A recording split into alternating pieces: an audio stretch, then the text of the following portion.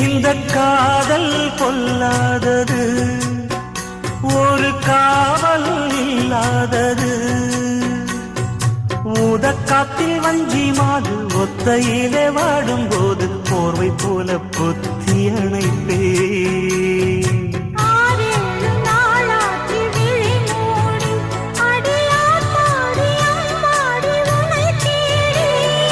நீதானே மானே என் இளஞ்சோடி, உனை நீங்காது என்றும் என் உயிர் நாடி.